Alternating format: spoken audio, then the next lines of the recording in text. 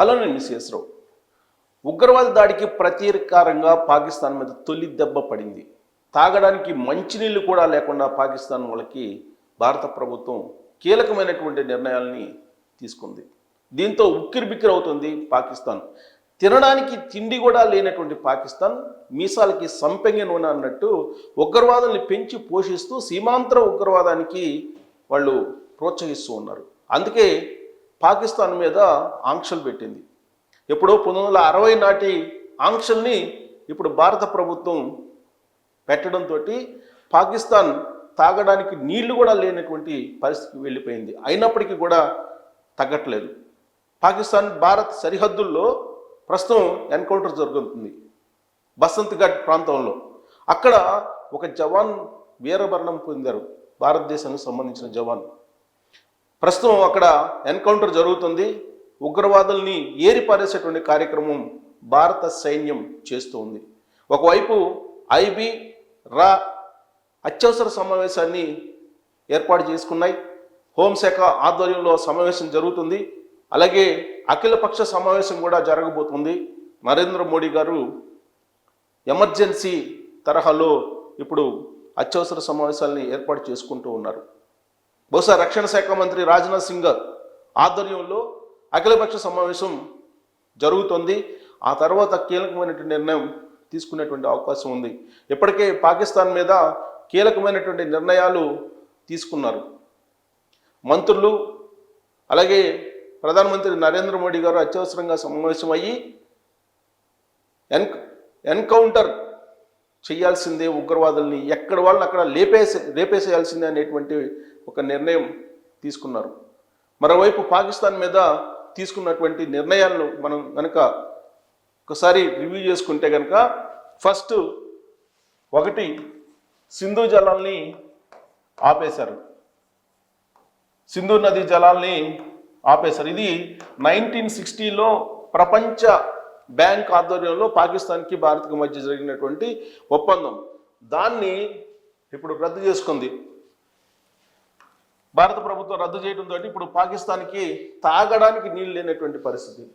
ఇక రెండు కీలకమైనటువంటి నిర్ణయం ఏంటంటే, సార్క్ వీసాలతోటి భారతదేశంలోకి ఎంటర్ అయినటువంటి పాకిస్తానీలు వెంటనే వెళ్ళిపోవాలి అని చెప్పి ఆర్డర్స్ పాస్ చేశారు.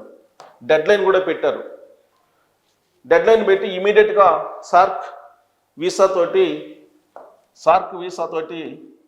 భారతదేశంలోకి ఎంటర్ అయినటువంటి పాకిస్తాన్లు వెళ్ళిపోండి అని చెప్పి ఆల్రెడీ ఆదేశాలు జారీ చేయడం జరిగింది. మూడు, పాక్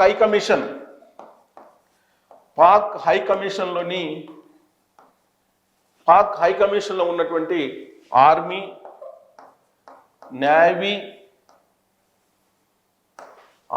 నేవీ దళాలకు సంబంధించినటువంటి సలహాదారుల్ని పాకిస్తాన్కి వెళ్ళిపోవాలని చెప్పి ఆదేశించింది.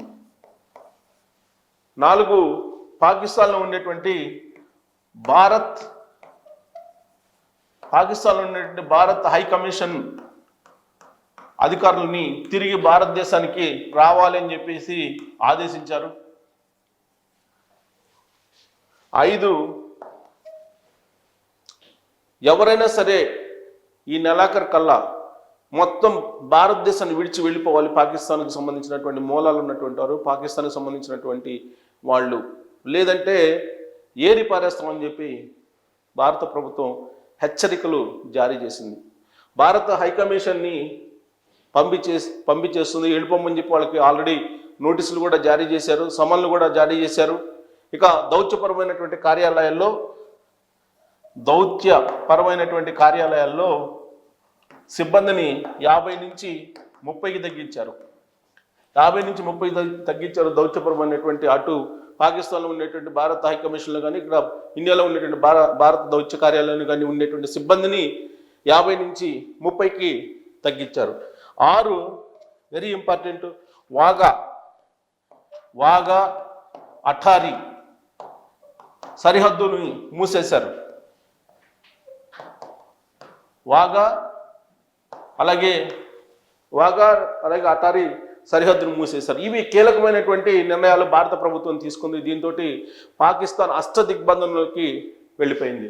ఒకటి, సింధు నది జలాల్ని ఫస్ట్ ఆపేసింది, నిలిపేయాలని నిర్ణయం తీసుకుంది, ఆ ఒప్పందాన్ని రద్దు చేసుకుంది. దీంతో తాగడానికి మంచినీళ్ళు కూడా పాకిస్తాన్కి లేవని చెప్పొచ్చు. ఇప్పటికే తినటానికి తిండి లేనటువంటి పరిస్థితుల్లో ఉన్నటువంటి పాకిస్తాన్కి మంచినీళ్ళు కూడా ఇక్కడ దొరికేటువంటి అవకాశం లేదు, భారతదేశంతో పెట్టుకుంది కాబట్టి. భారతదేశానికి ఉగ్రవాదులను పంపించి ప్రోత్సహిస్తూ ఇక్కడ ఉన్నటువంటి సామాన్య జనాలని పొట్టను పెట్టుకున్నటువంటి కారణంగా తాగడానికి నీళ్లు కూడా లేకుండా నరేంద్ర మోడీ గారు పాకిస్తాన్ మీద తొలి వేటు వేశారు. ఇక సార్క్ వీసాలతోటి పాకిస్తాన్ నుంచి వచ్చి ఇండియాలో బతుకుతున్నటువంటి వాళ్ళు ఎవరైతే ఉన్నారో వాళ్ళందరూ వెళ్ళిపోవాలని చెప్పేసి ఆదేశాలు జారీ చేశారు. యాక్చువల్గా సార్క్ వీసాలు ఉన్నటువంటి వాళ్లకు పాకిస్తాన్ నుంచి ఇండియాలో వచ్చి ఉండడానికి ఒక మినహాయింపు ఉంది. ఆ మినహాయింపుని రద్దు చేసి మీరు వెళ్ళిపోండి అని చెప్పేసి 10 రోజులు గడువు ఇచ్చారు. 10 రోజులు గడువు, 10 రోజుల్లో వెళ్ళిపోవాలని చెప్పేసి గడువు ఇచ్చేశారు. ఇక పాక్ హైకమిషన్లో ఉన్నారు. పాక్ హైకమిషన్ భారతదేశంలో ఉంది. భారతదేశంలో ఆర్మీ, నేవీ సలహాదారులు ఉన్నారు. పాక్కు సంబంధించినటువంటి వాళ్ళందరినీ ఇమీడియట్గా ఖాళీ చేసి వెళ్ళిపోవాలని చెప్పారు. ఇమీడియట్గా 48 అవర్స్లో ఖాళీ చేసి వెళ్ళిపోవాలని చెప్పేసి ఆదేశాలు చేశారు. కేవలం 48 అవర్స్లో ఖాళీ చేసి వెళ్ళిపోయింది. అలాగే పాక్లో ఉన్న భారత హైకమిషన్కి సంబంధించినటువంటి అధికారులను రమ్మని చెప్పి ఆదేశాలు జారీ చేశారు. దౌత్యపరమైనటువంటి సిబ్బందిని కుదించారు. వాగా అటారీ సరిహద్దుని మూసివేశారు. అంటే భారత్ పాకిస్తాన్ మధ్య ఇక చీమ కూడా అట్నుంచి ఇటు ఇటు నుంచి అటు వెళ్ళడానికి లేదు. అలాగే సరిహద్దుల్లో మొత్తం కూడా సరిహద్దులకు సంబంధించినటువంటి అంత సరిహద్దు మేరకు మొత్తం కూడా పహరా పెట్టారు. త్రివిధ దళాలతో అత్యవసర సమావేశాన్ని కేంద్ర హోంశాఖ ఏర్పాటు చేసింది. ఐబీ, రా వంటి సంస్థల ఉన్నతాధికారులతో కూడా సమావేశాన్ని అత్యవసరంగా ఏర్పాటు చేసుకుంది. అఖిలపక్ష సమావేశాన్ని ఏర్పాటు చేశారు మరోవైపు. అలాగే ఎన్డీఏ భాగస్వామ్య పక్షాలుగా ఉన్నటువంటి ప్రధానంగా తెలుగుదేశం పార్టీ, అలాగే జేడీయూ వీళ్లతోటి కూడా సంప్రదింపులు జరుపుతున్నారు. ఎన్డీఏ భాగస్వామ్య పక్షాలు నరేంద్ర మోడీ గారు ఏ నిర్ణయం తీసుకుంటే ఆ నిర్ణయానికి సై అంటూ ఉన్నారు. ప్రత్యేకించి చంద్రబాబు నాయుడు గారు ఇప్పుడున్నటువంటి పరిస్థితి మీద ఆరాధిస్తున్నారు. ప్లస్ ఉగ్రవాద దాడి జరిగినటువంటి పహల్గామ్ బైసన్సన్ ఏరియాలో 2 ఆంధ్రప్రదేశ్కి సంబంధించినటువంటి వాళ్ళని చంపేశారు ఉగ్రవాదులు. అలాగే కొంతమందిని అక్కడ ఏ విధంగా చేశారంటే అత్యంత దారుణంగా చేశారు. ఆ వీడియోస్ చూస్తుంటే కనుక ఎవరికైనా సరే సగటు భారతీయుడికి రక్తం ఉడికిపోతుంది. పురుషులు డ్రెస్ విప్పేసి సుంతి చేశారా లేదా అని చెప్పి చూసి అప్పుడు అక్కడ ఒకవేళ సుంతి చేస్తున్నప్పటికి కూడా వీళ్ళు హిందువులేమో అనే డౌట్ తోటి అక్కడ ఇస్లాంకు సంబంధించినటువంటి కొన్ని రాతలను రాసి వాటిని చదవమని చెప్పి వాళ్ళు చెప్పారు. వాళ్ళ భాషలో ఏదో కుల్మానో ఏదో అది చదవమని చెప్పి డిమాండ్ చేశారు. అది చదవలేకపోతే ఇమీడియట్గా కాల్చివేశారు. జస్ట్ వారం క్రితం పెళ్ళైనటువంటి జంటని విడదీశారు. విడదీసి ఆ మహిళ ముందే అతన్ని కాల్చివేశారు నిలువున. ఆ వీడియోలన్నీ కూడా వైరల్ అవుతున్నాయి. ఇప్పుడు ఆ వీడియోలను చూస్తే ఖచ్చితంగా పాకిస్తాన్ని ఏరివేయాలి, పాకిస్తాన్ని అసలు భౌగోళికంగానే లేకుండా చేసినా కానీ పాపం లేదు అనేటువంటి అభిప్రాయం కలుగుతుంది. విచిత్రమైనటువంటి పరిణామం ఏంటంటే సీమాంతర ఉగ్రవాదాన్ని ప్రోత్సహిస్తున్నటువంటి పాకిస్తాను ఇప్పుడు ఏం చెప్తోంది? కాకమ్మ కథలు చెప్తోంది. ఈ దాడితోటి పాకిస్తాన్కి ఏం సంబంధం లేదని చెప్పి పాకిస్తాన్ ప్రధానమంత్రి షరీఫ్ చెప్తూ ఉన్నారు. ఈయన షరీఫ్ అత్యవసర సమావేశాన్ని ఏర్పాటు చేసుకున్నారు. ఆయన కూడా ఏర్పాటు చేసుకొని పాకిస్తాన్ ఏదో వాళ్ళు కార్నర్ చేస్తూ ఉన్నారు, అసలు ఇండియాలో జరిగినటువంటి ఉగ్రవాద దాడికి పాకిస్తాన్కి సంబంధం లేదు అని చెప్పి సన్నాయి నొక్కులు నొక్కుతున్నారు. ఇప్పుడు అత్యవసర సమావేశాన్ని ఏర్పాటు చేసుకొని మరోవైపు ఏమో సరిహద్దుల్లో వైమానిక దళాన్ని మోహరించారు, ఇంకొక వైపు ఏమో ఉగ్రవాద దాడికి మాకు సంబంధం లేదని చెప్పి చెప్తూ ఉన్నారు. సో కాబట్టి ఉగ్రవాదుల్ని ప్రోత్సహిస్తున్నటువంటి పాకిస్తాన్కి మేమే ప్రోత్సహిస్తున్నాం అని చెప్పి చెప్పేటువంటి ధైర్యం ఆ దేశానికి లేదు. దొంగ దెబ్బ తీయటానికి మాత్రం ముందుంది. ఉగ్రవాదుల్ని ప్రోత్సహిస్తూ పాకిస్తాన్ ఉంది అనేది ప్రపంచం మొత్తం తెలుసు. అందుకే ప్రపంచ దేశాలన్నీ కూడా భారత్కి మద్దతు పలుకుతున్నాయి. పాకిస్తాన్ మీద ఏ చర్యనా తీసుకోవాలి, సీమాంతర ఉగ్రవాదాన్ని ఆపేయాలని చెప్పి ప్రపంచ దేశాలన్నీ కూడా చెప్తూ ఉన్నాయి. మరి పాకిస్తాన్ ప్రధానమంత్రి ఏమో ఆ దాడితోటి సంబంధం లేదన్నట్టుగా ఆయన మాట్లాడుతున్నారు. మరి లష్కరే తోయిబా ఉగ్రవాద సంస్థ ఎవరిది? దాన్ని నడుపుతున్నటువంటి సైఫుల్లా ఎవరు? సైఫుల్లా తోటి అక్కడ పాకిస్తాన్లో ఉండేటువంటి ఉన్నతాధికారుల సంబంధం ఉందా లేదా? ఇవన్నీ కూడా తెలుసు. మరి లష్కరే తోయిబా అనుబంధ సంస్థగా ఉన్నటువంటి టీఆర్ఎఫ్ సంబంధించినటువంటి వాళ్ళే కదా చంపింది. ఆల్రెడీ టీఆర్ఎఫ్ అనౌన్స్ చేసింది కదా. మరి టీఆర్ఎఫ్ ఎవరిది? లష్కరే తోయిబాది కదా. లష్కరే తోయిబా ఎవరి ప్రోత్సాహంతో రన్ అవుతుంది? నిషేధిత సంస్థ, పాకిస్తాన్ ప్రోత్సాహంతో అని చెప్పి ప్రపంచ దేశాలన్నీ గుర్తించి నిషేధించాయి కదా. మరి ఎలా ఉంటుంది పాకిస్తాన్ ఈ ఉగ్రవాద దాడితో దేశానికి సంబంధం లేదని. అందుకే పాకిస్తాన్ని అష్టదిగ్బంధనం చేసి ఉక్కిరి బిక్కిరి ఆడకుండా తొలి వేటు వేశారు నరేంద్ర మోడీ గారు. సమావేశాన్ని ఏర్పాటు చేసి అత్యవసర సమావేశాన్ని, దాంట్లో భాగస్వామ్య పక్షాలతో కూడా ఫోన్లో మాట్లాడినట్టు తెలుస్తోంది.